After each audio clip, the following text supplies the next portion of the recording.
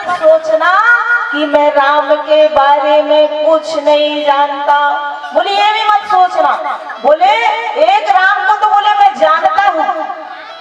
भरद्वाज ऋषि कहते हैं कि एक राम अवधेश कुमारा, एक राम अवधेश कुमारा, तिनकर चरित विदित संसारा, तिनकर चरित विदित संसारा, नारी विरह दुख लाहु हमारा, नारी विरह दुख लाहु हमारा, भयउ रोष रन रावण मारा, भयउ शरण रावण मारा।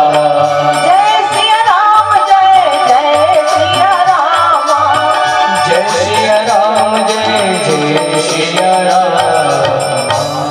भरद्वाज ऋषि कहते भी जाते हैं कि ऐसा मत सोचना कि मुझे राम के बारे में पता नहीं। एक राम को तो बोले मैं जानता हूँ, जो अवधेश राजा दशरथ जी के पुत्र हैं। बोले वो 4 भाई हैं और उनकी पत्नी सीता है। और बोले उनकी पत्नी का एक बार सीता का हरण करके रावण ले गया तो वो बहुत दुखी हुए और ऐसा राग पत्नी के लिए, ऐसा विरह, बोले ऐसा रोए कि अपने आप को भूल गए। बोले ऐसा रोए और बोले जंगल में से जा रहे थे तो बोले मुझे तो चले लता रुपाती वृक्षों से पत्तों से सबसे पूछते जा रहे थे। ऐसा राग वैराग छाया था। वृक्षों से लताओं से पता पूछ रहे थे कि मेरी सीता को देखा है किसी ने। और बोले आखिरी में ऐसा रोष आया कि भयउ रोष रन रावण मारा। बोले बाद में रावण को मार दिया पत्नी की वजह से। तो बोले मुझे उनके अंदर राग और दोष के अलावा कुछ दिखाई नहीं पड़ता। इसीलिए बोले मैं आपसे राम के बारे में पूछ रहा हूँ।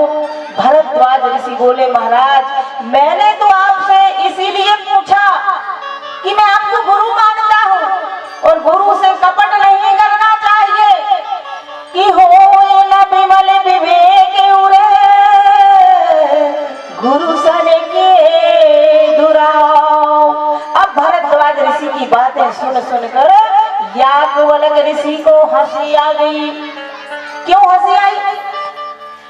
कि एक तरफ तुम गुरु से छल भी करते जा रहे हो, कपट भी करते जा रहे हो और दूसरे तरफ कहते हो कि गुरु से कपट नहीं करना चाहिए।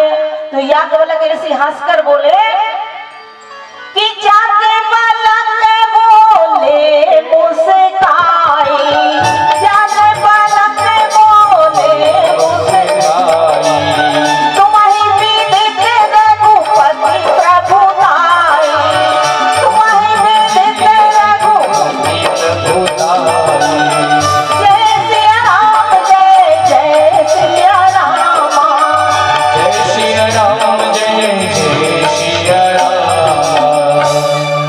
याज्ञवल्क ऋषि इसीलिए मुस्काए कि एक तरफ तो कपट करते जा रहे हो और दूसरी तरफ कहते हो कि गुरु से कपट नहीं करना चाहिए। बोले कैसा कपट कर रहे हो? तो बोले तुमको तुम्हें विदित रघुपति प्रभुताई। बोले तुम राम जी के बारे में बहुत अच्छे से जानते हो। ऐसा नहीं है कि तुम राम की महिमा नहीं जानते। राम कथा तुम सुनना चाहते हो इसलिए तुम ना समझ बनकर पूछ रहे हो।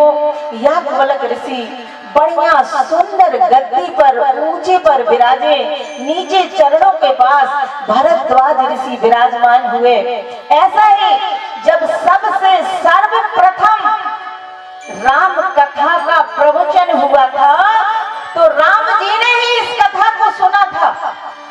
एक बार राम जी यज्ञ कर रहे थे और उस यज्ञ में वाल्मीकि जी लव और कुश दोनों को लेकर पधारे हुए थे। लव और कुश ने इस राम कथा को सुनाया था। तो लव और कुश भले ही राम जी के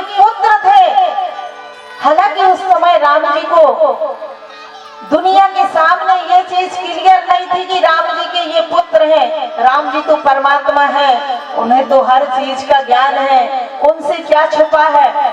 ईश्वर सर्वभूतानाम, ईश्वर से कुछ नहीं छुपा, कितना भी छुपा लो, लेकिन प्रभु सब देख रहे हैं। चार दीवार के अंदर भी घुस जाओ, लेकिन परमात्मा देख रहा है, उससे कुछ नहीं छुपा।